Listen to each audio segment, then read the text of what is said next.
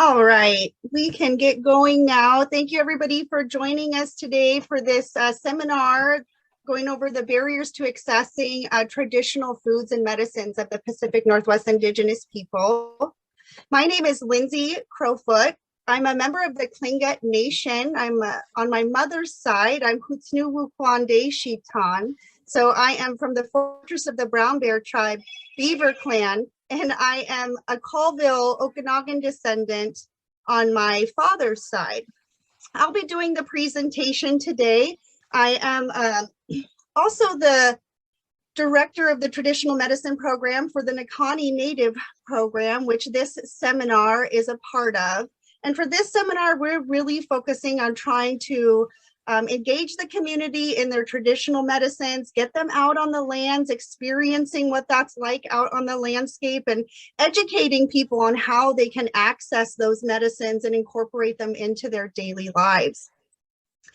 I have a Master of Natural Resources from the University of Idaho. I graduated this last May. My work there focused on restoration ecology and habitat management. I really highly focused on how Indigenous perspectives and traditional ecological knowledge can be incorporated into restoration programs and how that type of science can fit in with Western science. I also teach cultural sovereignty and sciences at Northwest Indian College on the Tulalip Reservation. I've been doing that for 5 years now, so I've been doing that for a little bit of time, and then I just came on this summer with Nakani. So this is our fourth event that we have held so far, and I feel like it's been going really well. It seems like all of our attendees have really enjoyed our in-person meetings and also our online seminars, and I hope that you guys will enjoy this one today. I do have somebody here helping me today. This is Tana. She's our assistant for the traditional medicine program with the Nakani Native program, and I'm going to have her really quickly introduce herself, but just know she's going to be moderating our chat today. So if you have any questions while I'm doing the presentation, you can pop those in the chat. Tana will be collecting them. And at the end of our presentation, we'll have a question and answer time before we move into the cooking tutorial that she'll help kind of guide those questions and pull them out of the chat. So Tana, if you could introduce yourself. Yeah. Hot Slahale, CAIS. My name is Tana Green. I'm a Tulalip tribal member and a Northwest Indian College student about to finish my bachelor's degree in human services and community advocacy. I'm a mom of 4 children, ages 5, 4, 2, and 1. So I'm pretty busy, but I love doing this work, and this will be my second event with Nakani, working with Linzie. Tigwiti. Great, thank you, Tina. And then Alani was going to actually jump in and introduce herself and introduce the Nakani Native program, the nonprofit organization, a little more generally than just our traditional medicine program. Go ahead, Alani. Hi there, Gunishish. I am Ilani Casey. I am an enrolled tribal member of the Tlingit Nation, Raven Frog Clan. I was born and raised in Seattle because my father was sent to a boarding school in Washington State. And once he escaped there, and then the rest is history. So I'm number 7 of 7 children. And I'm also the interim executive director of the Nakani Native program. Nakani is a Tlingit word that means go-between. And we're so honored to have all of you today. I wanted to let you know that this is through the grant project with A Healthier Here to conduct these traditional medicine sessions that we've been having this year and into next year. So we've been a 501c3 since 2017, but we did take about a year prior to that to prepare everything in order to become a 501c3. So essentially we started in 2016, and we're located in the University District area, our offices. And we're doing mostly everything by remote, and then on occasion we will meet safely in person. So welcome here, and I will turn it back to Linzie. Thank you for being here. Kunochish, thank you. All right, guys, we are going to jump right into our presentation. So I'm going to share my screen. And unfortunately, my internet connection is a little bit slow and we're having a little bit of a stormy day. So I'm going to turn off my camera while I present my PowerPoint presentation. And if by any chance we get disconnected at any time during this seminar, hang tight. I will try and get logged in. I have a couple of different ways to do that so that we can continue on with the seminar.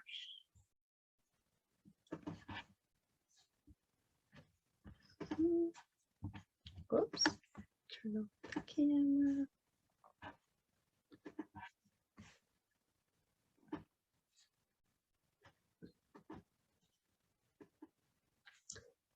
Okay, I'm gonna have to make you guys really tiny so I can see what I'm doing here. All right, so today we're going to be looking at the Pacific Northwest traditional medicines and really addressing what barriers are in place to accessing those foods and medicines and to revitalizing the culture around them. We're going to start off by looking at what is food sovereignty. I'm going to go over a history of what the traditional diet looked like before, and then we'll move into the barriers that people are seeing today trying to access those foods and medicines. So first, let's start with what is tribal sovereignty, or tribal food sovereignty. It is the right for Indigenous nations to define their own diets and shape food systems that are congruent with their spiritual and cultural values. So food sovereignty is cultural sovereignty. And communities that exhibit tribal food sovereignty are those that have access to healthy food, have foods that are culturally appropriate, grow, gather, hunt, and fish in a way that is maintainable over the long term. They distribute foods in a way so that people get what they need to stay healthy and adequately compensate the people who provide that food. And they utilize tribal treaty rights and uphold policies to ensure continued access to traditional foods. So let's take a look at what it used to be like. So Native people have lived in reciprocity with this land since time immemorial. Traditionally, they lived through subsistence, living with and off of the land to survive through hunting, fishing, gathering, and yes, agriculture here in the Pacific Northwest. For Native tribes, life and time were all about food. The Pacific Northwest people spoke about the time of year based on the traditional natural resources or foods and medicines that were available to them. If we look at two Salish language calendars, for example, Northern Lashute Seed over here on the coast surrounding the Salish Sea to the north, and the Enselhetchin language from the Colville, Okanagan, where my family is from over east, they each have many months out of the year that are described by what foods are available or sustaining those people. In Northern Lashute Seed, there are 7 months out of the year that describe food availability. May is the time to dig roots. June is salmonberry season. July is blackberry season. August is swallowberry season. September is when the silver salmon return, and November is when the chum salmon return. In the Enselhetchin language, March is the time of buttercups, April is the time of bitter roots, May the time of sunflower seeds, June the time of serviceberry, August the time of chokecherries, and September the time of salmon. So as these people were accessing their traditional foods, they were also describing how they moved throughout the year by those foods and medicines. So movement of the people and time was based on this food supply, and it was in an annual cycle. Generally, the cycle was like what follows here. The winter would be the end of fishing. This would be time to be in the longhouse. The cycle actually begins again at the end of winter. In spring, there's canoe carving going on, root digging, and fishing begins. In summer, berry gathering comes in, and roots and shoots and fishing. And in fall, again, we have fishing and root digging. And then we come back to winter. We have the last run of our winter salmon, the chum salmon, and then we move back into that longhouse again. Here in the Pacific Northwest, shorelines, rivers, prairies, forests, and mountain slopes were rich with resources that were provided by the spirits so that people might live. Tribes traveled between temporary and established camps, and these camps were considered sacred places to each tribe. Here in the Pacific Northwest, we had some very large camps or villages that were central to the people's access to foods and resources, either through trade or being areas of gathering and hunting. In the Snohomish, at the mouth of the Snohomish, where Legion Park is today, there was a village, a large village called the Colville village. Muskokum was a Suquamish village over where Port Madison is now. The Hoko village was a S'Klallam Okino village at the mouth of the Okiho River on the Strait of Juan de Fuca. And Huttachel is a Lummi village that was on the southeast end of Orcas Island. Each camp provided different resources, and this was vital to keeping people healthy, both physically and spiritually. And it sustained the vast and vital trade economy of the regional tribes. The routes between the camps provided food and water sources. This was a way of life that both sustained people and created a rich culture. Here on the right, we have a map of all of the documented permanent winter villages historically in the Puget Sound, Salish Sea area, southern Salish Sea area here. And what you can see, if you look at the placement of these longhouses or plank houses, the people were tied to those rivers. And that's where the natural resources were that were sustaining them for a good majority of the year. When they moved between these permanent camps or up into their temporary camps, this is where they would be able to access more diversity of the foods and resources that sustained their people. Natives honored the land, water, animals, and plants as gifts from the Creator. And these gifts were respected, and treasured. And the people are never wasteful of the gifts that are provided. The respect and honor of the reciprocal relationship with the environment that these people were living in was shown in many ways and protected natural resources.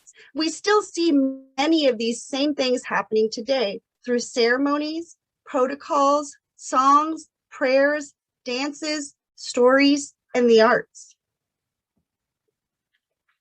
Archaeology shows that the Pacific Northwest Indigenous peoples had a very diverse diet. Oral history and archaeological studies have shown that our ancestors were healthy people that harvested and processed a diversity of foods.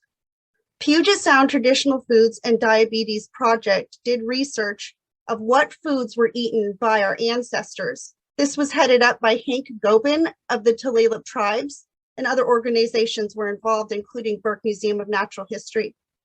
They evaluated 31 dig sites and studied organic material and bones and found 170 different species of plants and animals identified in these shell middens. If we look on the left here, this is how they are able to document what the historic diet is. In areas where there was food being consumed in large amounts, there would be discard piles of the bones and the shells and maybe leftover plant material.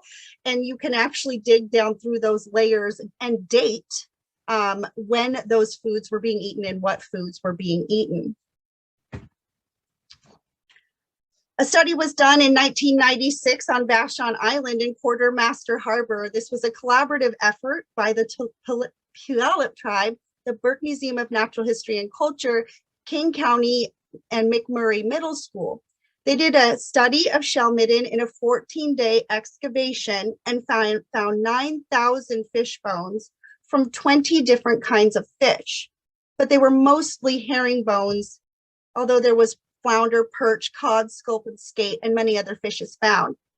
The site was interpreted as a fish and shellfish processing camp, where people once took advantage of the windy spot on Quartermaster Harbor to dry herring.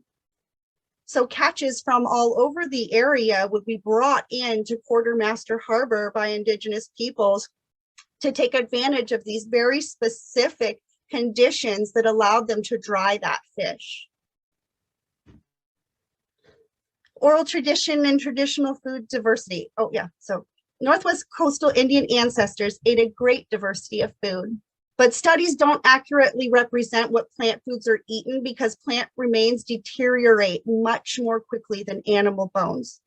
So stories passed down through the generations or oral traditions tell us that berries, roots, bulbs, nuts, and seeds were an important part of the diet.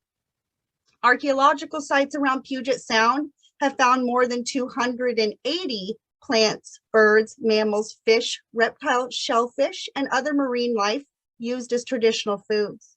Testimony and knowledge from Coast Salish elders, hunters, fishermen, and gatherers have confirmed and added many more foods to that list.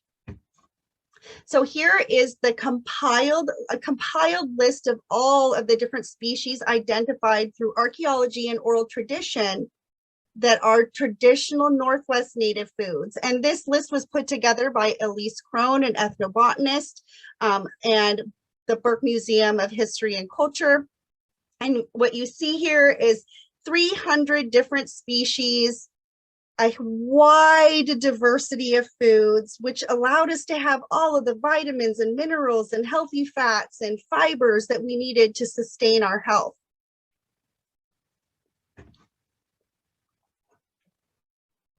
Then things started to change. When colonizers came into the area, they wanted to change the way we lived. And this really came out through the Stevens treaties from 1854 to 1856. There were 5 treaties done by Governor Isaac Stevens during this time that removed most Washington tribes onto reservations.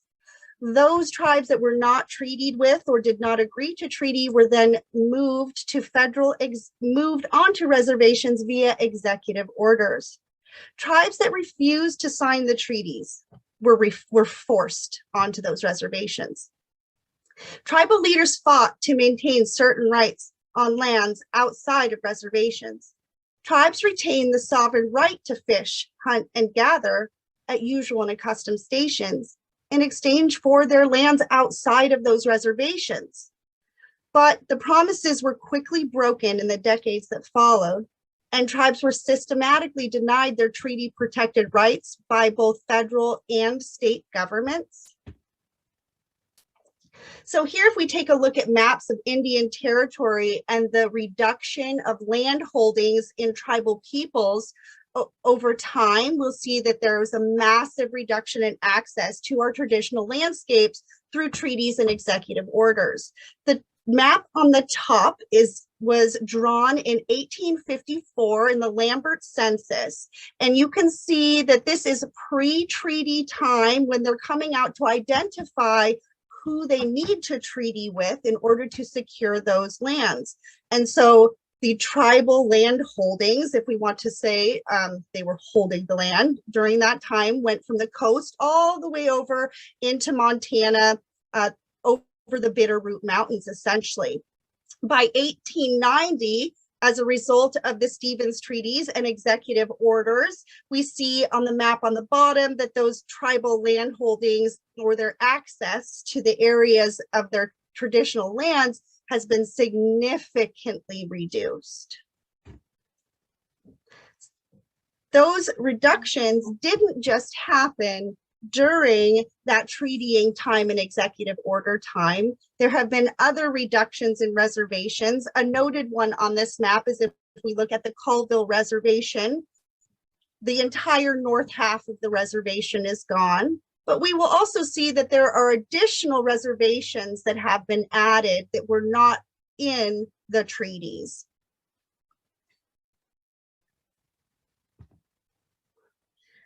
So there were consequences of the unkept promises of the treaties. Life on the reservation changed everything for Native American people. The people were displaced from their traditional hunting, fishing, and gathering grounds. As resources diminished, access to traditional foods declined drastically. Competition for natural resources led to infringement on Indian rights, and less fish and native foods were available to Indian people. And despite the promises made in the treaties, Indians were confined to the reservation.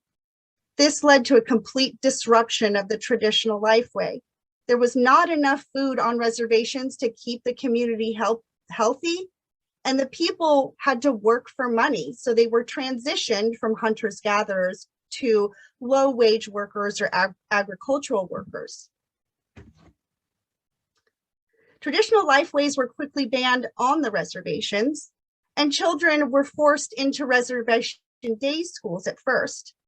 But the government found that that was not effective at severing cultural ties to Native identity, and so children were then taken away from reservations to attend boarding schools to civilize them. Generations suffered as their traditional way of life almost vanished. Children were not able to learn the traditional ways from their elders, parents, aunties, and uncles. Ooh. Children were fed a starvation diet, and during their time at the boarding schools, they became adapted to the Western foods. The health ramifications of being separated from traditional foods and lifeways could be seen almost immediately. The Western diet is not fit for Native people. It's high in starches, refined sugars, and unhealthy fats. Within one generation following the closing of the boarding school era, obesity, diabetes, and heart disease increased rapidly, and mental health issues increased as well, such as substance abuse disorder, and we saw increasing rates of suicide. But the people had fight left in them. They were going to fight for their fish. As state fishing departments began to regulate fishing, Native American sovereign rights to fish were denied. Many Native people were assaulted, arrested, and fined for fishing within their usual and accustomed fishing areas, which is an unalienable right from the Creator and a guaranteed treaty right. Conflicts between white fishermen and Native American fishermen persisted for over a century. Access to fishing grounds off reservation were highly restricted or completely cut off, and catch allocations to the Indians were not sufficient to support tribal communities. Washington state regulators worked to limit Native American fishing. This culminated in the Pacific Northwest Fish Wars in the 1960s and the 1970s. The United States sued the state of Washington to have the treaties and other agreements between the United States and local tribes honored in response to the violence of the fish wars.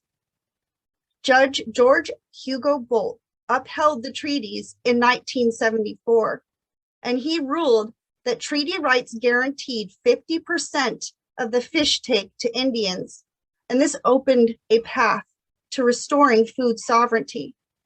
Salmon was the traditional food that the fight was framed around, but the right to access traditional natural resources at usual and accustomed areas and to practice cultural sovereignty was at the heart of the issue. The decision affirmed the tribe's treaty rights to access traditional natural resources at usual and accustomed grounds that had sustained the health and vitality of their people since time immemorial. And access is everything. Access to traditional natural resources provides opportunities to protect tribal sovereign rights, to revitalize tribal culture, and increase the health of tribal communities. Tribal members today can exercise their treaty rights and practice traditional food sovereignty through hunting, fishing, and gathering. Tribal natural resources feed their people and provide economic security for tribes and their members. They do this through commercial fishing, aquaculture, fish hatcheries, forestry and game management, and through ecological enhancement and restoration projects. Today, tribes operate as co-managers of hunting, fishing, and gathering areas along the state along with, state and federal natural resource and or fish and game departments. They protect the tribe's right to keep 50% of the allowable take, and they help set and regulate both commercial and recreational harvests of traditional natural resources. And they protect and enhance tribal natural resources. They decrease land access issues through building relationships with the Department of Fish and Wildlife, the Department of Natural Resources, the United States Forest Service, and other types of organizations like that. They also work on ecosystem protection and restoration efforts. They help create guidelines for lowest impact techniques and work to incorporate traditional ecological knowledge. On the right here, you have images from two different large restoration projects that were managed by tribal natural resource departments in partnership with state and federal agencies. The top right is the Quileute Estuary Restoration Project, which is at the Snohomish River mouth. And I am really lucky in that in my undergraduate work, I did my capstone project on this particular restoration project. So I spent 2 years on and off out on the site. And this site restored over 300 acres of estuary habitat, that brackish water habitat, to the mouth of the Snohomish River. The area had been diked and dammed around 1900 to make way for agricultural farms, and then subsequently had been abandoned for that use. And so the tribe came in and they made a setback levee, and they breached the dikes and the dams. And for the first time in over 100 years, salt water was able to infiltrate into that area. On the bottom right, we have the Elwha River flowing free, and this was post-dam removal. And this was a project that was headed up by the Lower Elwha Klallam tribe. And both of these large-scale restoration projects were done to enhance salmon habitat, which ties right into food sovereignty and tribal sovereignty for the tribal peoples. Although we have had the Bolt decision in 1974, and we've made some good headway in accessing our traditional natural resources, we are still facing many barriers today. Native people continue to fight for the right to access their traditional foods in their usual and accustomed areas. There are many remaining barriers to accessing these traditional foods and medicines, such as colonization, loss of land, destruction of the ecosystem, and toxins in the environment, including climate change effects.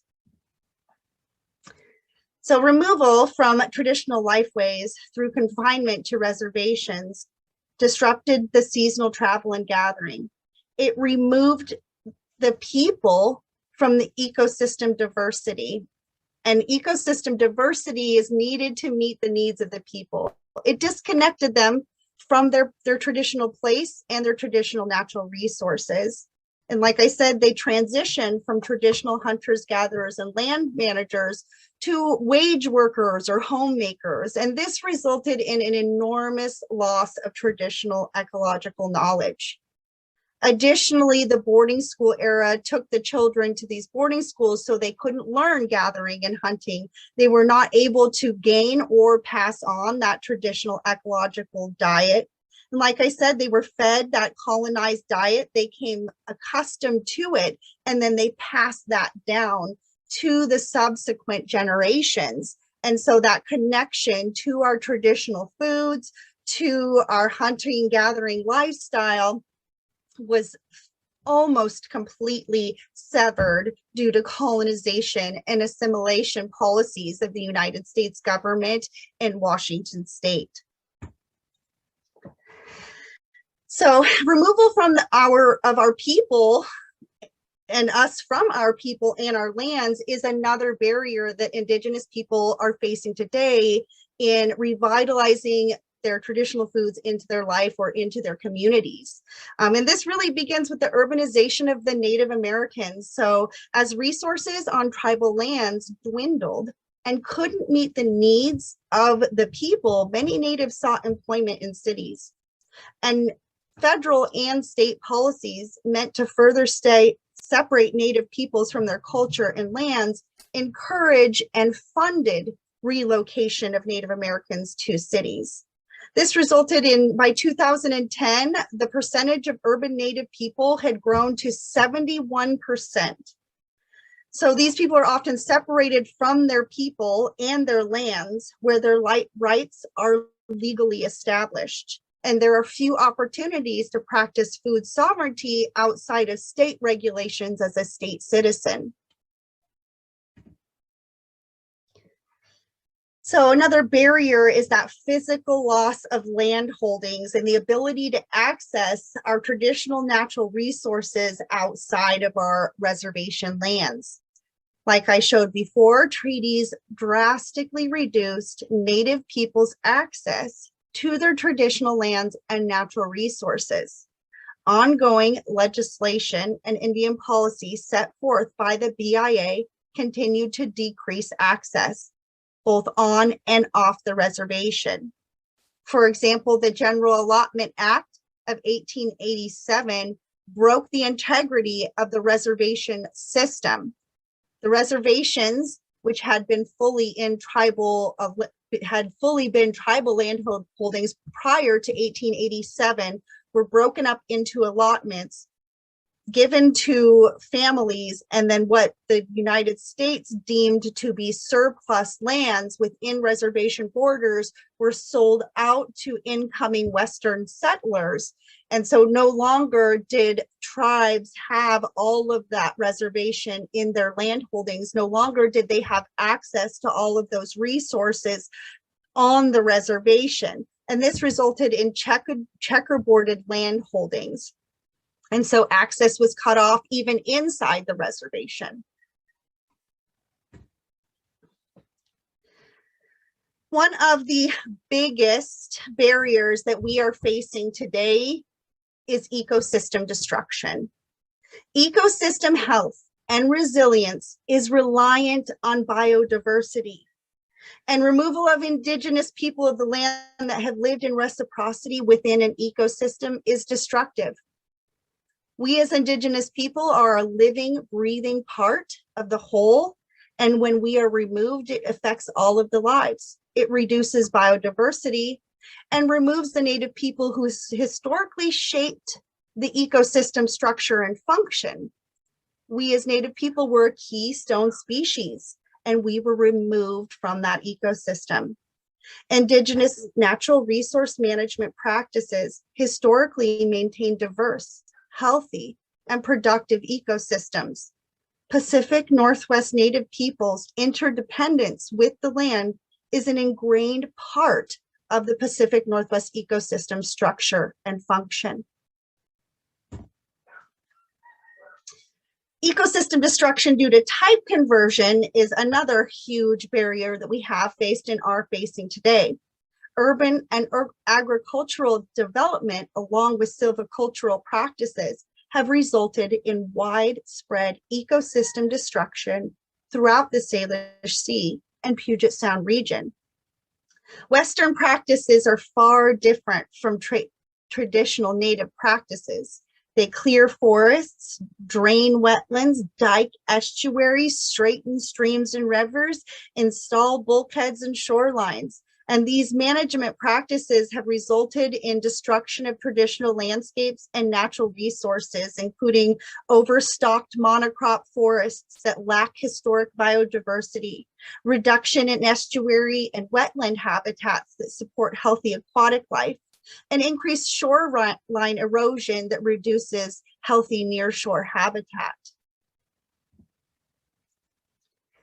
Toxins in the environment are a big barrier to accessing our traditional foods and medicine, and they make their way into all of the different types of ecosystems and waterways here in the Salish Sea Basin, Puget Sound Basin, through runoff, agriculture, forestry and industry activity, and wastewater.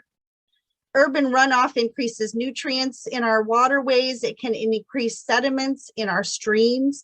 Agriculture, forestry, and industrial activity add heavy metals, pesticides, and herbicides, and wastewater can introduce pharmaceuticals, increase organics or nutrients, and even bring new viruses into our waterways.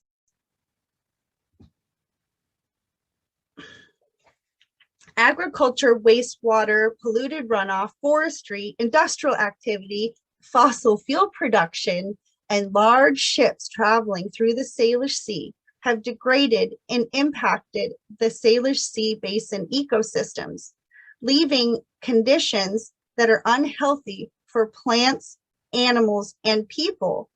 And many of these toxins increase in concentration as they move up the food chain, making us highly susceptible to ingesting them.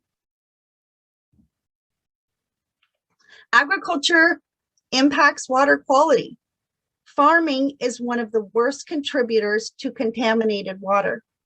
Runoff and wastewater from these sites seep and flow into our streams, rivers, and eventually the Puget Sound and Salish Sea. Fertilizers, pesticides, and animal waste settle into the groundwater and flush nutrients such as nitrogen or phosphorus and bacteria and even viruses into the water source, which can cause large toxic algal blooms, causing the water source to degrade. This even has the potential to lead to no oxygen in the water, creating conditions that are unsuitable for aquatic plants and animals.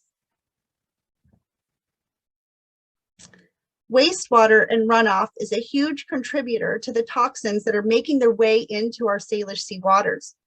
The water you use in your daily lives, washing your dishes, using the shower, the restroom, and even washing your cars or watering your garden can make their way into those waters. Can bring toxins into the waters.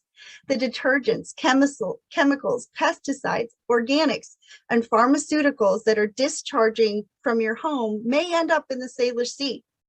Some may reach a wastewater treatment facility where the water is decontaminated, but there is still high probability that toxins from wastewater could end up flowing out in one of the 99 toxic discharge locations of the Salish Sea. Roads and parking lots littered with garbage and chemicals will eventually wash into storm drains by rainflow. There are safeguards in place to protect human and marine life at water discharge sites, but contaminants still show up in marine life in the Salish Sea.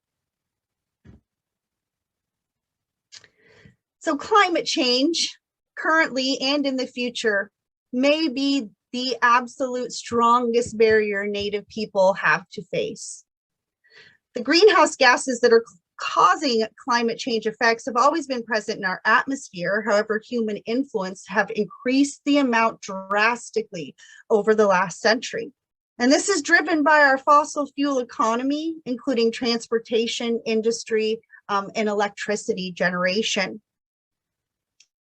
The increase in heat trapping molecules in the atmosphere from the fossil fuel economy have led to temperatures rising, loss of glaciers, sea levels rising, shorter rainy seasons, acid rain and acidification of our ocean waters, more severe weather events, and many, many other effects, all of which impact ecosystem health and our ability to access the traditional foods and medicines from within those ecosystems.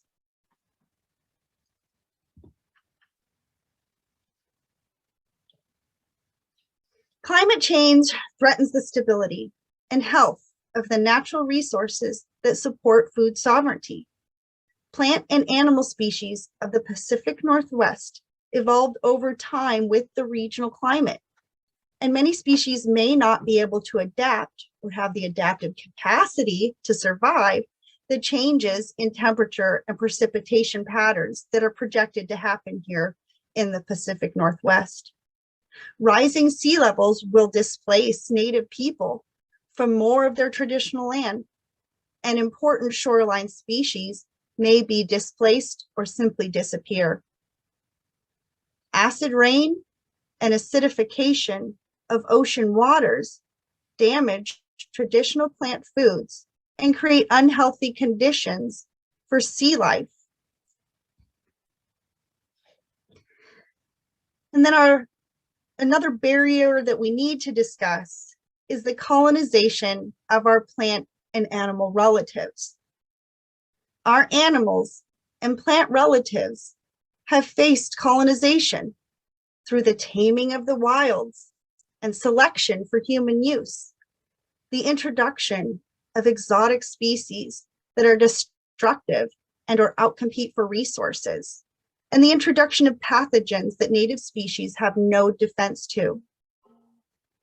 Much like the experience of the indigenous people of the Pacific Northwest, our plant and animal relatives have seen extinctions of family groups. They've seen reduced ranges due to land loss, ecosystem destruction, and toxins in the environment. And I want to put forward this quote here from Valerie Seagrass, a Muckleshoot tribal member in the area that's worked very heavily in the food revitalization of her tribe. And she says that food is upholding its right to practice culture. In the native world, our plant relatives are plant people, and they have the right to practice their culture, to live in their traditional lands, and to not face this colonization that has been brought to them. So we conducted a survey, an anonymous survey of local tribal members on barriers to accessing and revitalizing traditional foods in their families, for themselves, or in their communities. The surveyees who responded were tribal members from the Tlingit tribes, the Indian Nation, Tlingit Nation, and from the Colville tribes. So these responses were anonymous, but we did want to highlight some of the answers that came out of this survey. So our first question here, to lend an Indigenous perspective on how people are feeling about these barriers today. So first question is, what is your experience as a tribal or Indigenous person with barriers to accessing your traditional lands and or natural resources, such as traditional foods and medicines? And the answer that we received is gatekeeping, being regulated by any government on when, where, or how we gather, land loss, traveling far distances to find undeveloped land, and it's hard to find places for medicine and food. Our second question, do these barriers to or loss of access to some traditional lands cause you to feel a loss of part of your Indigenous identity, or to struggle with defining your Indigenous path to revitalization?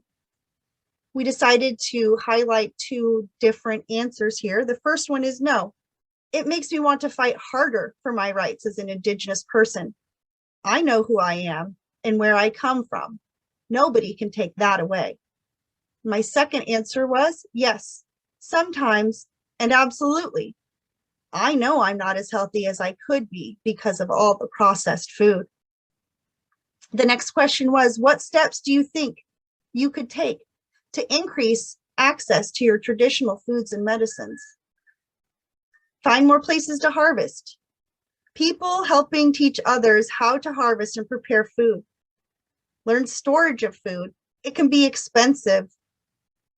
Drying out teas requires space away from the sunlight, and adequate storage of food is important too. Our next question is, what is your experience as a tribal or Indigenous person with barriers to accessing your traditional lands and or natural resources, such as traditional foods and medicines?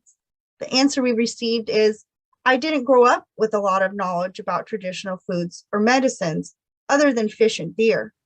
As an adult, learning is harder, and it takes time that I probably say is harder to find.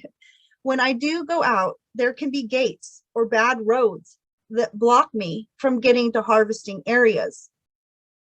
And our next question was, what is your experience as a tribal or Indigenous person with barriers to revitalizing traditional foods and or medicines for yourself, your family, and your community? The answer we received is knowing where to go to learn and where to go to harvest is a barrier for me. For my community, I would say that many of my tribe's members are displaced from their native land, so they don't have access to their traditional foods. Like me, the tribe I am enrolled in is in Alaska. My family were sent to Washington for the boarding schools, so we're displaced from our traditional place and many foods and medicines. So that was our Indigenous perspective through our anonymous survey of tribal members in the region on what barriers or what they were feeling about these barriers that are in place to revitalizing their food culture in their lives or accessing their traditional foods and medicines. So as tribal people, what can we do? We need to do something, take back that food sovereignty. And the first thing you do is, to the best of your ability, use the rights you have. Do that through hunting, fishing, gathering, or even gardening. Tribal members need to work towards reinforcing they and their tribe's connection to culture, place, and food by incorporating traditional ingredients into family meals. And parents can teach their children not to just appreciate nature from afar, but to make them a part of nature by spending time with it and by participating in culturally relevant and rich education programs. So how can guests on this land honor the traditional foods and medicines of the people that lived here before them? And you do that by honoring those foods and the original people of the land by treating the land and all its inhabitants as gifts, just as they have since time immemorial. To only harvest during the appropriate season, to never take more than you will use, and to harvest in a sustainable and ethical way. And along with that is knowing all of the rules and regulations around harvesting on natural resource lands. So if you're on WDFW land, if you're on the Department of Natural Resources land, if you're on a warehouser land, whatever it is, know the rules and the regulations and only harvest within those rules and regulations, because they are in place to protect tribal natural resources as well.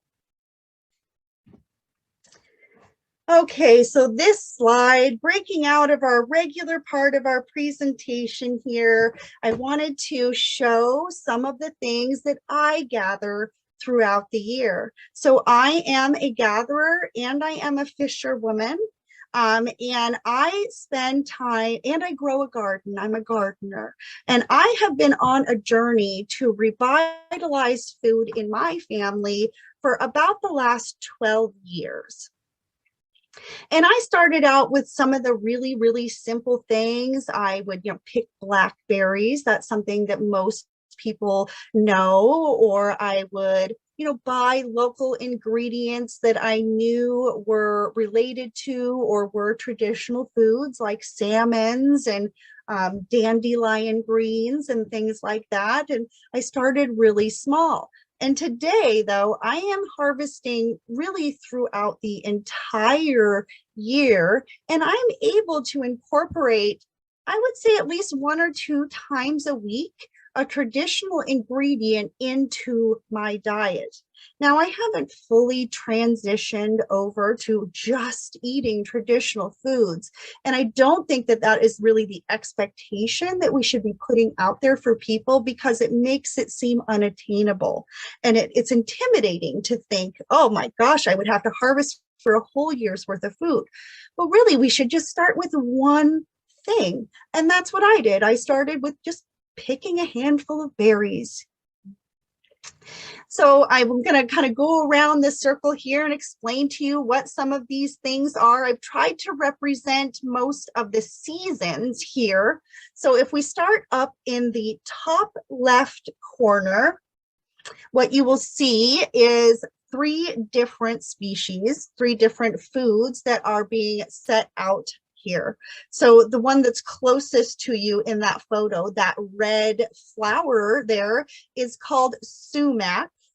And this particular species is not our native species. We do have a native sumac that is a shrub that grows on the east side of the state. However, ornamentals in landscaping have the same type of plant, a different species that have escaped, and you will find them in the wild. And so this is a flower that is really lemony flavored, and you can make a tea out of it that often people will call Indian lemonade, but you can also use it as a replacement for lemon in your traditional recipes. In the middle there of that photo, I think there's a little bit of nettle. I'm not really sure, it's small, but then in the back of that photo, what you'll see is a whole bunch of chanterelle mushrooms. And so chanterelle mushrooms are a traditional food of the Pacific Northwest peoples, and you can harvest them out in the forest really from late summer all the way through to middle of December-ish. And some years you can actually find some of them hanging around into the end of December. And so that right there is a winter, like late fall harvest in the top left-hand corner. Next to that, I actually have a sun tea that is being made, and that is during the I guess I didn't put them in order here because I picked that one in the fall as well, and early fall, and that is what is called swamp tea or Indian tea, Labrador tea. It's a specific type of leaf that is related, the plant is related to a rhododendron actually, and it's grown in marshy, boggy, high acidic areas. It's a highly sought after medicinal tea and also has an amazing flavor just for a traditional beverage. The picture in the middle on the top there with the little garden harvest is our fall harvest from the Northwest Indian College garden on the Tlingit Reservation. We have a little garden, community garden that we grow there, and community members and students and their children are able to come and get their hands in the dirt and pick the food, eat the food. And so incorporating food sovereignty into your diet doesn't always have to mean going out in the forest and picking. You can grow food. That's taking back your own food security, which is a part of that food sovereignty. And then the next picture is my little man, Winston. I have a little 5-year-old here, and he is just enjoying his handful of berries out of mom's hand. These are the last blackberries hanging on for this season that he's eating there. And then in the right top hand corner and immediately below that on the right are elderberry, and elderberry is again end of the season, fall time harvest, and that is an amazing medicine. You can make it into a syrup, a jelly.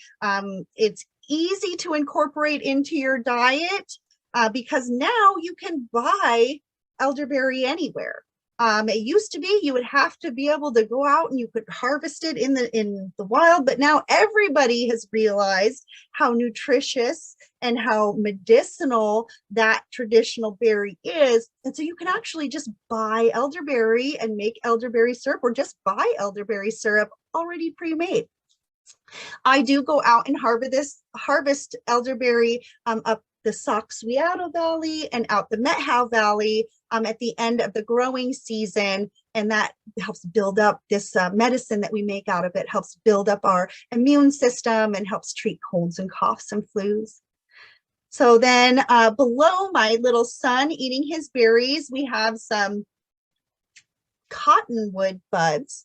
And cottonwood is an amazing topical medicine. We don't take this internally as a food. It's infused into oils, and it is put on topically to treat rashes, burns, infections. It's an anti-inflammatory. It's amazing medicine. And this is a medicine, this cottonwood bud, that is used almost worldwide. This the poplar tree, all of the trees within that family have this medicinal benefit, and you see cottonwood being used all over the globe.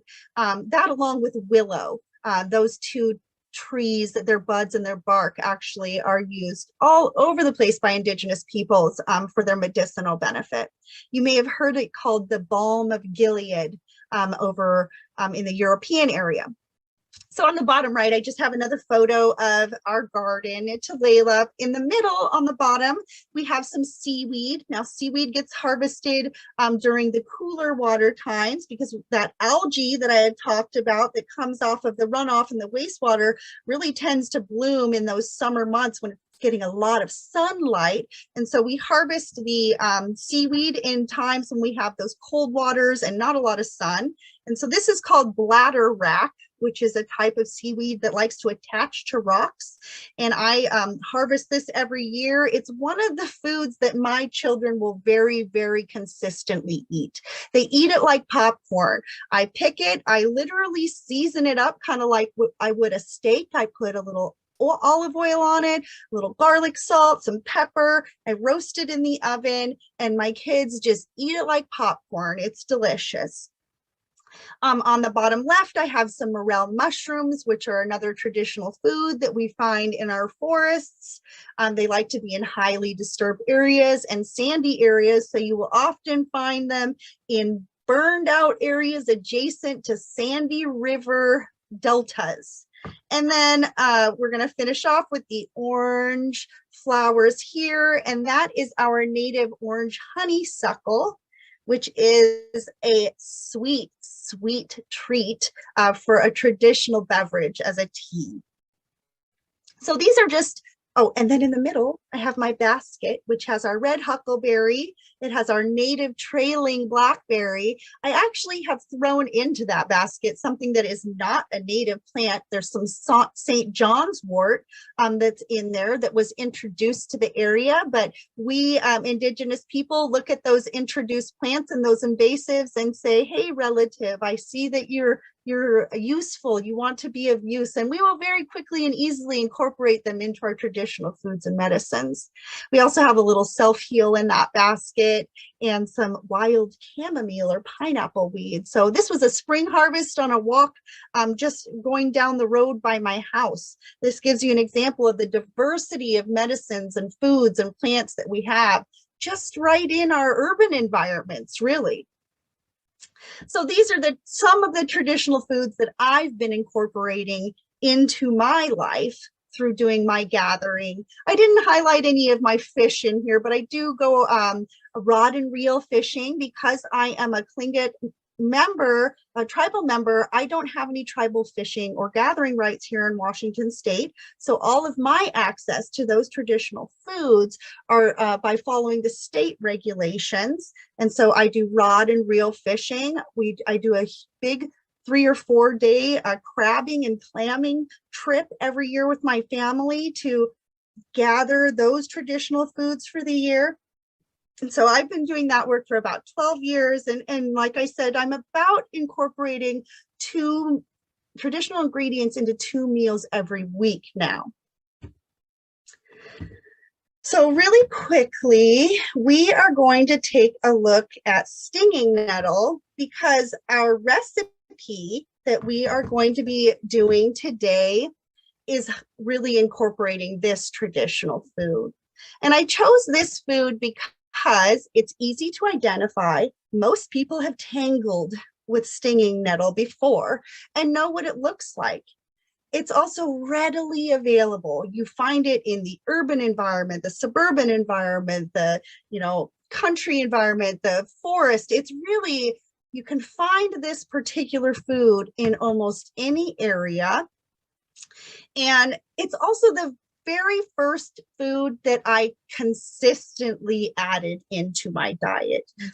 Yeah, the very first one that I was able to get my kids to eat regularly. I eat it regularly, both, and that's as in my food and as a beverage, actually. And so I'm highlighting this one particularly because I'm hoping that people will go, hey, I know where some stinging nettle is. I could go and do this. And they can go out, gather that, and then bring it in and incorporate it into the recipe that we're going to be going over here shortly. So stinging nettle, the scientific name is Urtica dioica.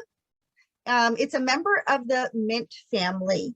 It can be identified by its square stem. It has leaves that are oppositely situated on the stem. So if you're looking at the picture over here to the right, you can see that there's almost pairs that come off opposite of each other from the stem or the center of the plant. And it also has stinging hairs. If you've ever seen one or tangled one, like I said, you know, there's stinging hairs on the leaves and down the stem.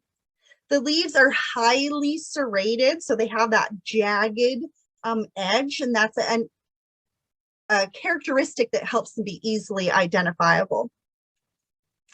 Stinging nettle likes to grow in meadows, thickets, stream banks, and open forests.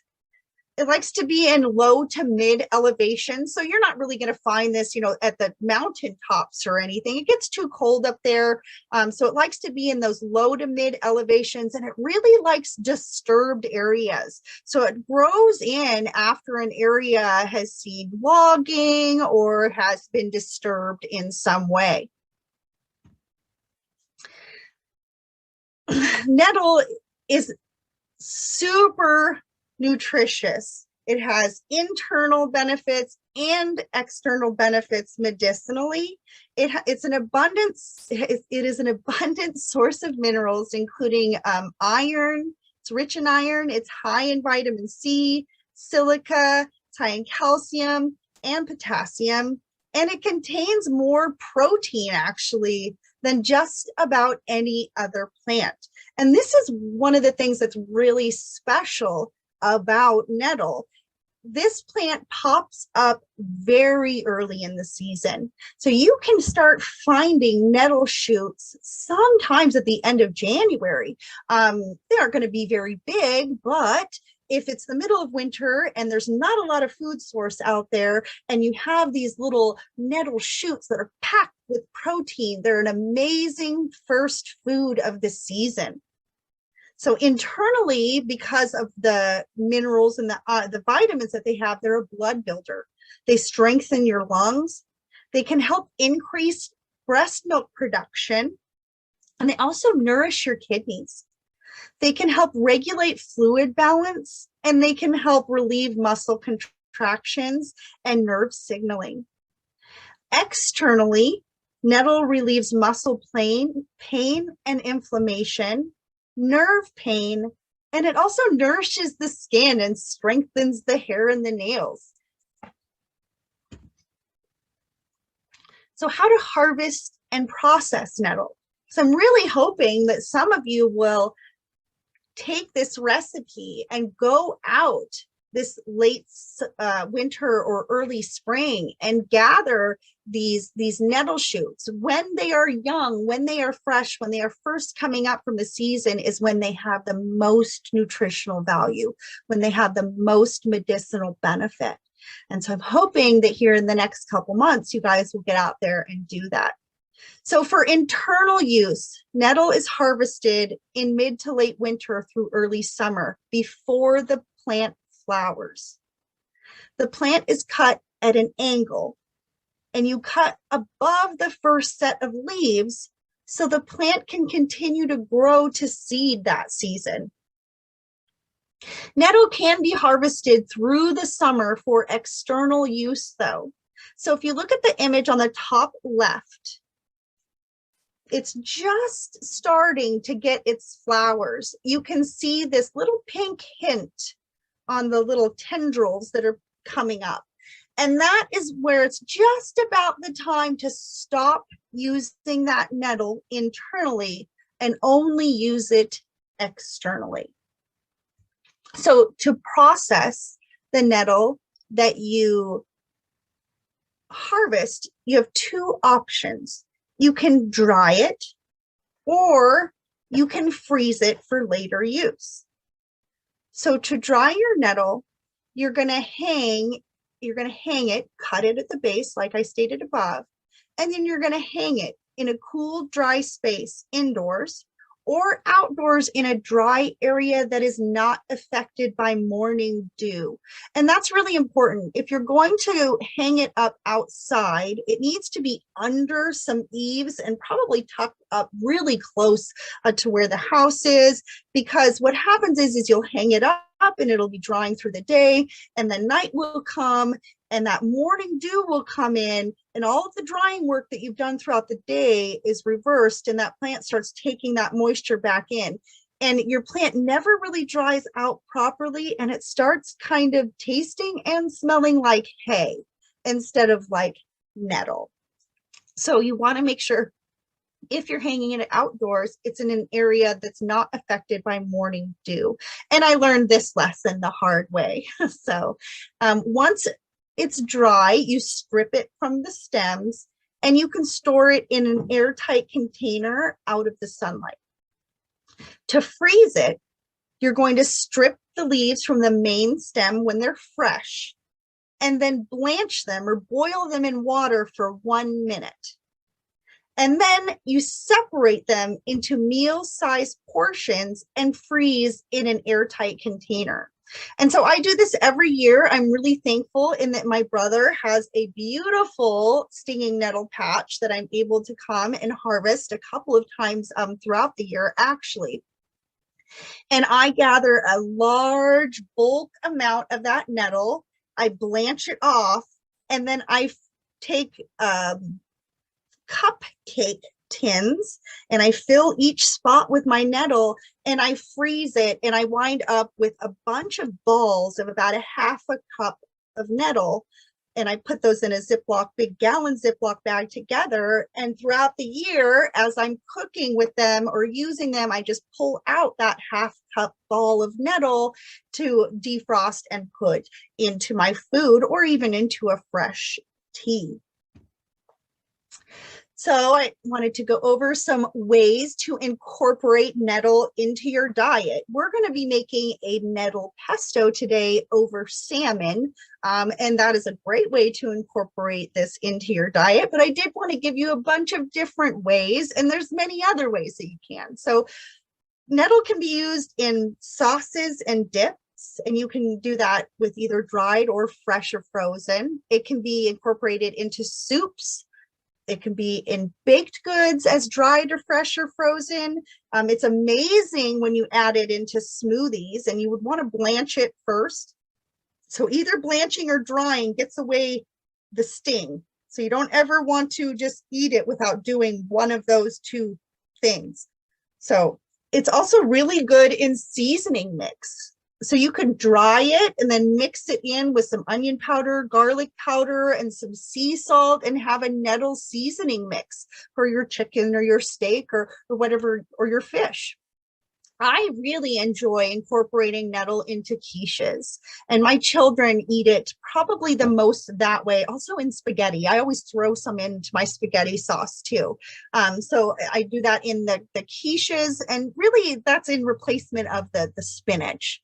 It's great as a pizza topping, either dried or fresh blanched or frozen. And in any cooked greens recipe that calls for spinach, you can trade that out for nettle. It's also a great garnish when it's dried, and also an amazing beverage as a tea when it's dried or fresh. So there's lots of different ways that you can incorporate nettle into your diet. If you're a smoothie drinker, if you're a tea drinker, if you love pizza, if you've got chickens and you need a way to use your eggs in bulk, like me, quiches are a really good option. So nettle, another reason why I chose this plant is because it is so versatile. It can be used in so many different dishes, in drinks, in all sorts of different things. So that helps it be just a little easier to incorporate into your diet. So we are getting close to where we're going to break for a few minutes and then do our cooking tutorial. But before I jump into that, I did want to do like a quick overview of the health benefits of pine nuts because we are doing a pesto. So pine nuts are one of the main ingredients in the pesto that we're going to be making, and they are a native traditional food. So pine nuts are tiny seeds that contain a variety of nutrients, essential vitamins, minerals, and heart-healthy fats. Pine nuts are very high in dietary fat, vitamins E and K, and getting vitamin E in food like that is actually pretty rare. And I think it's K1, if I remember right, actually. It also has manganese, copper, and magnesium. Pine nuts have the ability to increase your energy level because they have the perfect blend of protein, iron, and magnesium. They also contain omega-3 fatty acids, which can help build and repair cells in the brain. And they have the perfect balance of fats, fiber, and protein, which can help support stable blood sugars for people that are battling diabetes or trying to manage their diabetes. This is a great snacking item outside of being in our pesto. This is a great snacking food for people that are prone to heart disease, that are pre-diabetic or are diabetic, that you have low energy, so this is a great food to try to also incorporate into your diet. And the nice thing about pine nuts is you can just buy them at any grocery store. They're usually in the bulk section. Sometimes you can find them in the baking section, but this is an easily accessible traditional food that you can just buy right off the grocery store shelf, essentially. You don't even have to go and pick it. Okay, so really quickly, before we jump over, we're going to have a couple of minute break where I'm going to have to move my computer. I'm going to have to change my camera around and things. I did want to just show you that I do have the recipe up here. I'm not going to read it to you right now. I'm going to be going over it while we go through the tutorial, but I wanted to put it up on the screen here because for those of you that will come back and watch the video later, you can access it here. I'll also post a file to the event that has the recipe, and I'm actually going to be cooking some salmon too, and so I'll include that in as well when I post it to the event, that how I cooked that is vegan. And really for her, she made that decision at 10 years old to go vegan. And being the professor that I am, I made her do a PowerPoint presentation on why she wanted to be a vegan and how she was going to replace the nutrients, vitamins, proteins in her diet. And I gave her that challenge thinking she wouldn't do it and I wouldn't have to deal with the problem. What I saw is the problem, but she did. She made that PowerPoint presentation and she presented to me, and that was it. She has not had any meat in her diet for 14 years now. And that is really what kicked off me starting my garden and my food sovereignty journey, is because I really felt like I needed, if she was going to make this change, I needed to make a change in our lifestyle so that I could support her in a really healthy way. What I was afraid of is she was going to turn a vegan and all she was going to do was, like, I don't know, eat tons of carbs and get no protein or however that, so her making that shift as an Indigenous young child, knowing how it felt in her body, really shaped the way our whole family is eating today.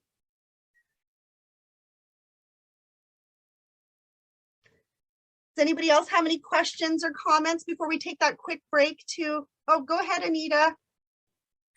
Hey, we're just wondering if you have any information or tips about harvesting pine nuts. That's something that we don't know how to do. So it is not something I have any experience with. And pine nuts here in the Pacific Northwest were mostly traded for. They were harvested en masse in the Great Basin, really. So a little south of us. We do have pine trees here, and over in the Eastern Washington, where we have that sagebrush steppe ecosystem that has those pines, they did do some of that over there as well. So here on the coast, it was more of a trade item. We would trade our fishes and trade our camas or our specific resources we had here for that resource. So for me, I've never harvested it. I really don't know the process. There's probably some good YouTube videos out there though, right? So yeah. Anybody else? Yeah, I have a question. So along those lines, is there like a resource to find where one would forage for things like chanterelle or other things you've mentioned? Like specific locations? Yeah, I mean, it's like you gave us really great information about, all the things that you could, forage for. And it's just a question of like, do you just go out into the forest and just, start walking around? It is. It's really that simple. So I tell everybody's like, how do I do this? What do I do? One, get a good book. Get a really good plant identification book. I suggest Plants of the Pacific Northwest by Pojar and McKinnon. It's a great book. It's kind of called the Pacific Northwest Plant Bible as far as identification goes. It doesn't have great information about traditional uses, although it does have some. It's not super specific to the Salish Sea region, but it's a great book for plant identification. As far as finding the actual places, I'm going to be honest in that gatherers, those are their secrets. I have spent 12 years and spent thousands of dollars in gas. I've put thousands of miles on my vehicle, and I don't readily give those up. And partly because I put in all that energy, that effort and all that, but also because I'm afraid, I'll be honest with you, that people will come in and not respect the way those things need to get harvested or processed or all of that. And so what you will find is that most people who are gatherers are not willing to share their places. They become sacred to them because they have spent so much time and because they've been so disconnected. And once they finally find that space, it's very healing, and they don't want to let other people maybe into that space and place. So what you need to do is spend time with the forest. That's how you're going to develop those relationships with our plant relatives. Go out there, sit with them, look around, observe. Who are you? Nice to meet you. I'm going to learn what I can about you. That's what you need to do.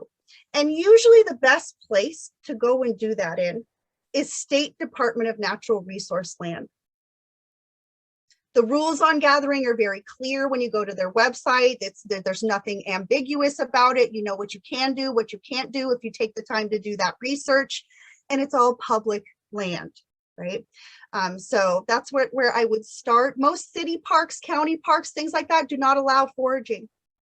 They don't allow it. It's usually illegal, which is actually one of our other barriers. Those areas, those natural spaces that we have in the urban environment for urban Indians are inaccessible for gathering because it's against the regulations by, say, the city of Seattle. All city Seattle parks, technically you're not allowed to harvest in.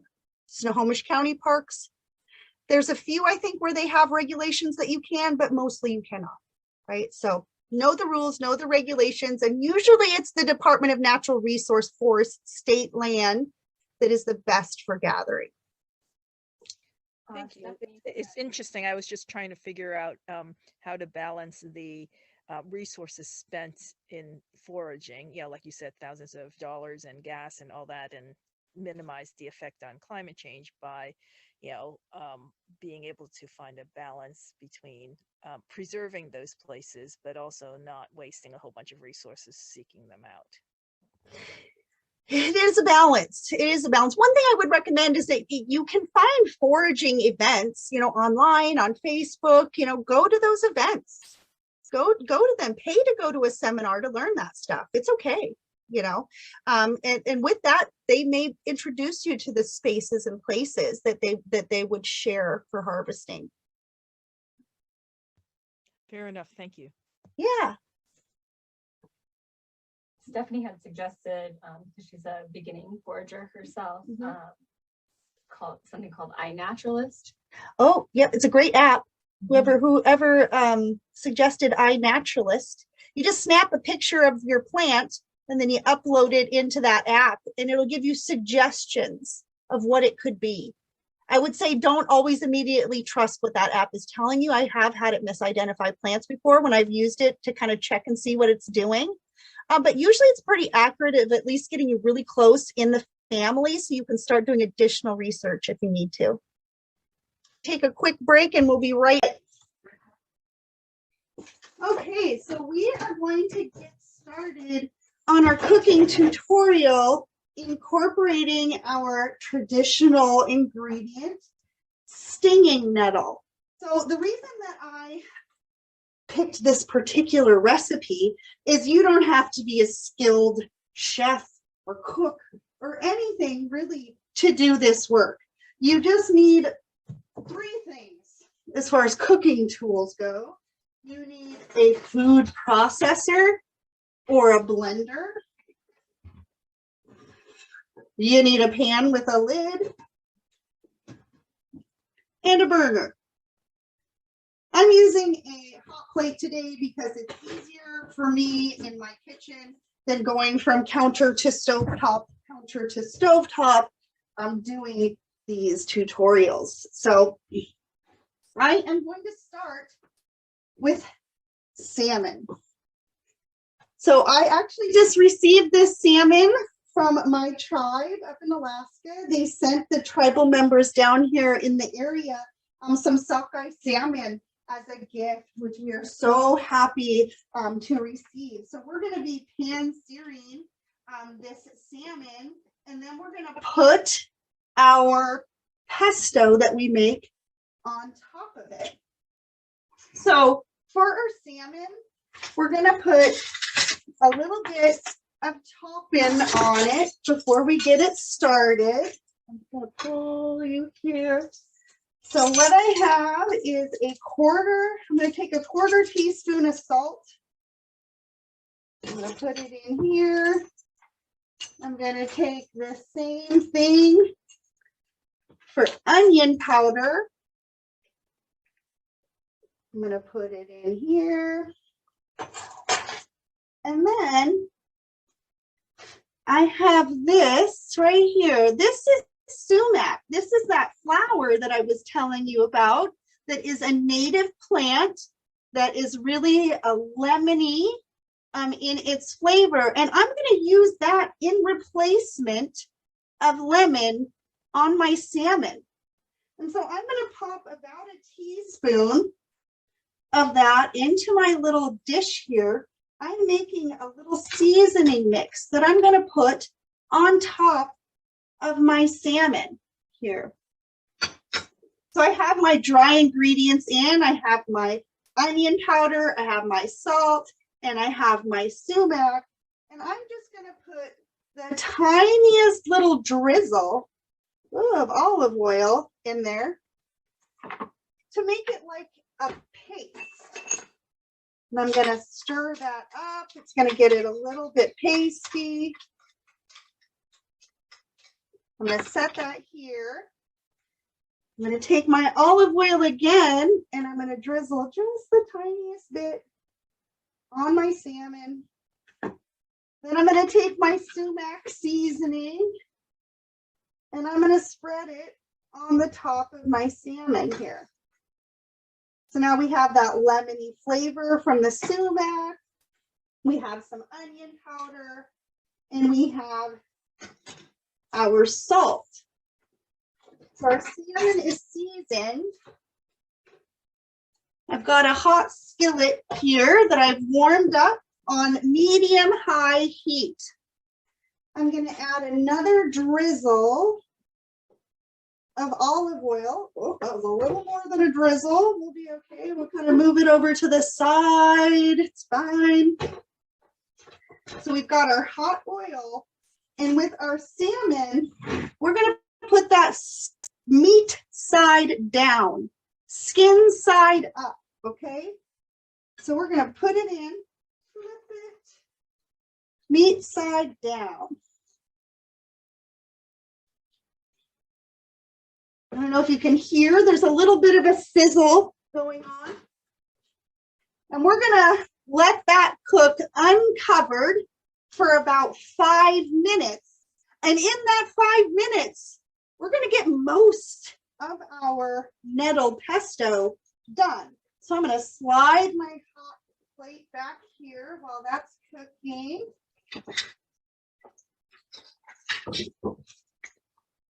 And now we're gonna do our nettle.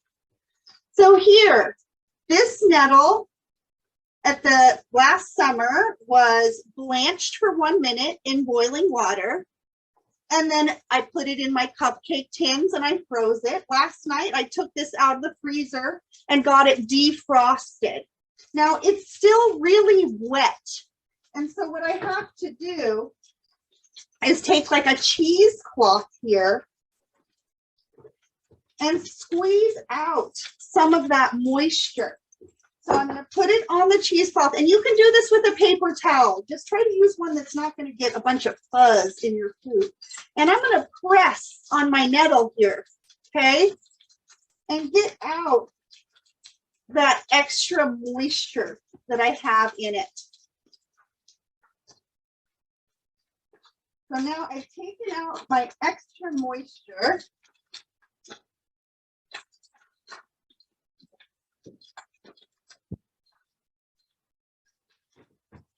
And I'm going to take my nettle and I'm going to rough chop it up, just real roughly. It doesn't need to be cut into small pieces.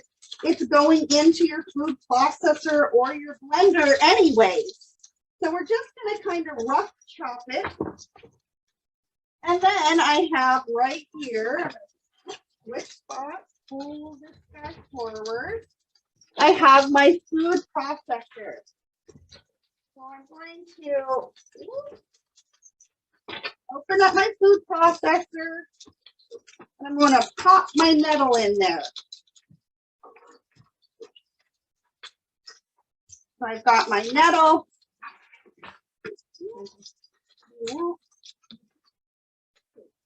Good job.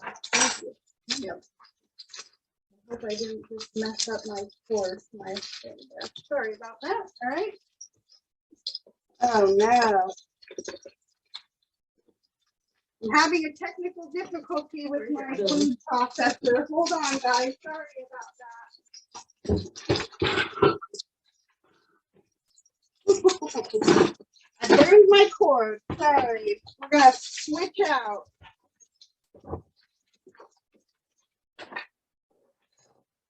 Actually, I have two. It's okay.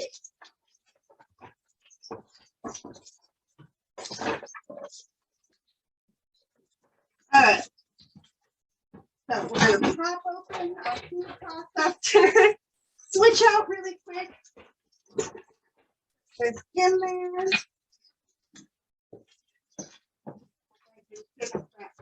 Later. All right, we're back in action. I've got my food processor here. I've got my nettle put in.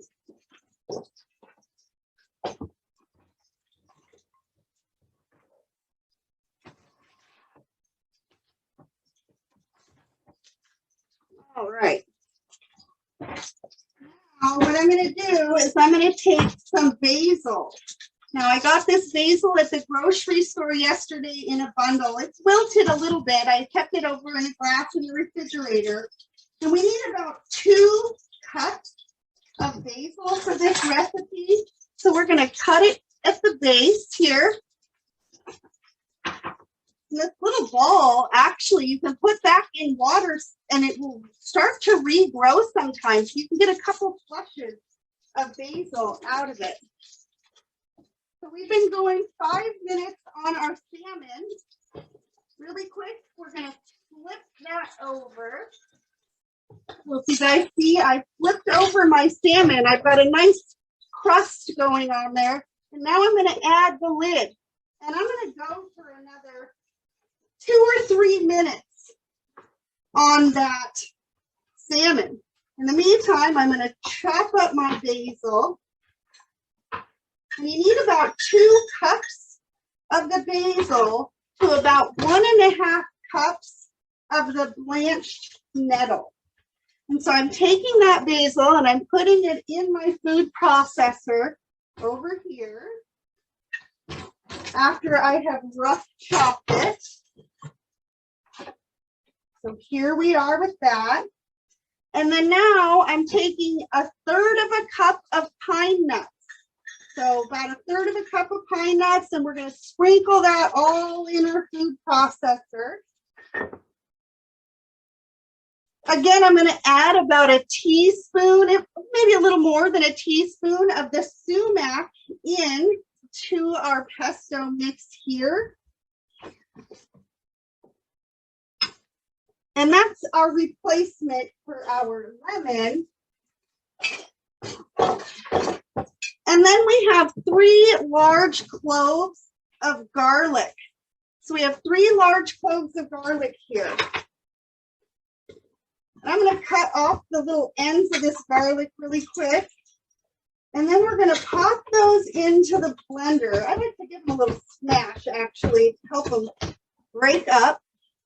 And then we put them in our food processor here. So now we have our nettle, we have our basil, our pine nut, our garlic, and we need to add 1/3 of a cup of olive oil. And we put this all in, and I had pre-measured 1/3 of a cup in here. And then we put on our lid. And it's going to get loud. We're going to let this go for a couple minutes. And it's going to whip it up and grind it up. You can see all of my ingredients here. And we're just going to let that go for a few minutes. And while we do that, we're going to remove our salmon from our hot plate.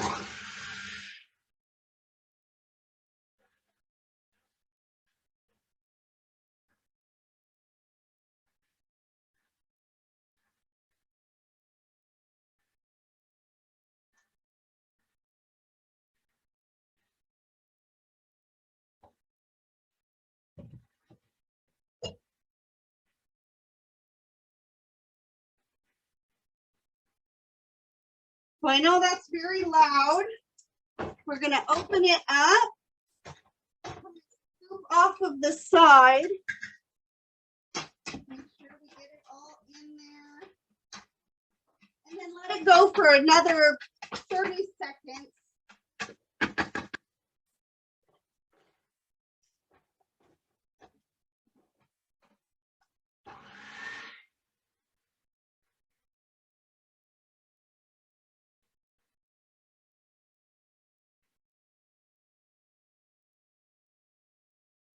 All right, so now we actually are done with our pesto, except for adding salt and pepper to taste. And so I'm just going to sprinkle a little salt. I'm going to sprinkle a little pepper. Then I have a bowl here that I'm going to transfer it all into.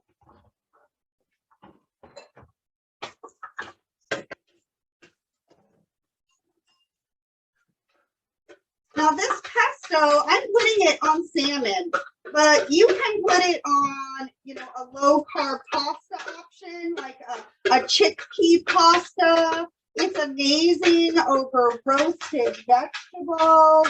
You can add some cream cheese and make it into a pesto dip.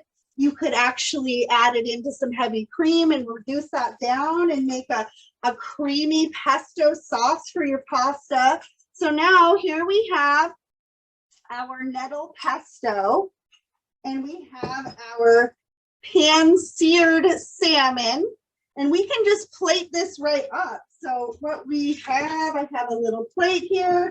What I like to do is just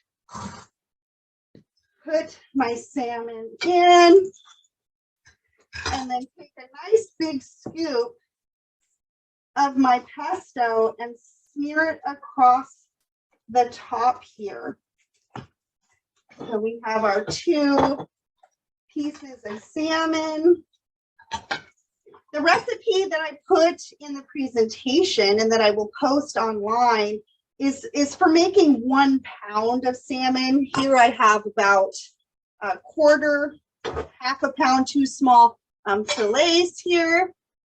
And so it will stretch. So I do have quite a bit left over from my 2 pieces. But that is our cooking tutorial for the pesto, the nettle pesto. As you can see, you could cook this dish in about 15 minutes, start to finish. I did have a few things pre-measured out. We were working with internet or TV magic for our cooking. But even with that additional prep, this is a dish that you could have started and on the table within 30 minutes. And it's incorporating 4 different traditional ingredients. We have our salmon, of course, which is one of our most prized traditional foods. We have our nettle that's in the pesto, our pine nuts in the pesto, and we have our sumac there in the pesto as well, instead of using any lemon on this particular dish, because we would not have had access to lemon. So any place where we can do an easy replacement, we should. So really quick before we close, I have to turn off my camera and I will pop back in. Just give me 1 second. We can kind of finish up and go over anything and answer any questions. Somebody.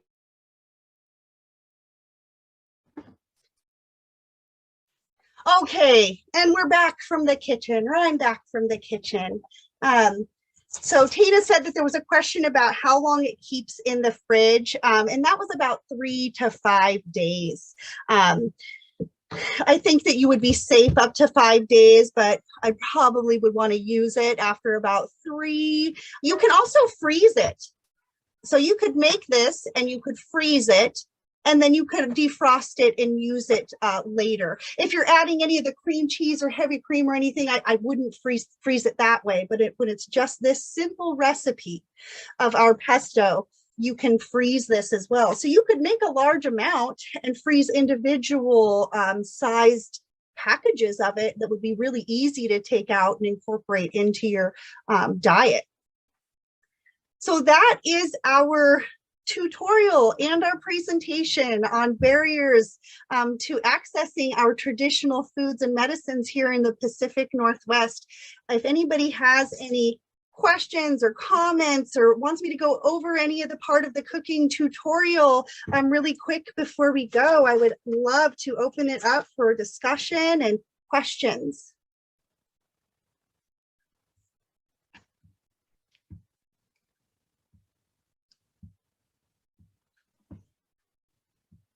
While we're waiting for one question, I have one more person to thank. She was able to join us. Little Dove John also joined us, and she was a previous board member for a number of years from the Nakani Native program. So thank you. While we're waiting for questions, thank you. Oh, that's great. Yeah. Somebody asked where did they get the presentation. We're going to post that in a few days, right? Yeah, so it will get posted both on the Nakani Native Programs website and on our YouTube channel. So we have Nakani Native Program has a YouTube channel. It will go up there, and then you can also access it under I think it's resources on the Nakani Native. Yeah. Jonathan is nodding yes, under resources on the Nakani Native Program website. So no, it does take us a couple of days to get things edited and posted up there, but it will. And I'll also add that file with the recipe, including the pan-seared salmon, and then in the events, you can access that as well. All right, any other questions? Did you want to ask them about their emails so I can save them in the chat? Oh yeah. Thank you. Also, I do want to mention before we go that we have some events coming up in the future I wanted to tell you about. So in January, we have an event that we're going to be doing, which is a crafting and story time event where and then they wanted to know if you knew of any local or indigenous markets where people could buy some of the traditional foods from versus a bigger store? Oh, yeah, so that's a really good question. And unfortunately, no, I don't know of any specific indigenous market where those types of foods are being sold. You can find some of the medicinal teas that I make actually at the Sacred Circle gift shop through the United Indians of All Tribes. They also have other artists that have different products on that website. Also, right now at Tulalip, on the Tulalip Reservation, they're having a native bazaar where there's different foods and regalia and crafts and things for sale. So those are the types of places that you would want to look to find that thing. You will every once in a while in some of the local co-ops and farmers markets find some of our traditional foods as well. But those are usually only in season times, right? So like April through October. And it can be a bit hit or miss, but that's where I would be looking. I would be looking in those farmers markets during the growing season, because that's where our gatherers are going to sell those goods. Yeah, hopefully some of you see at our future events. Goodbye, everybody. Thank you for your time.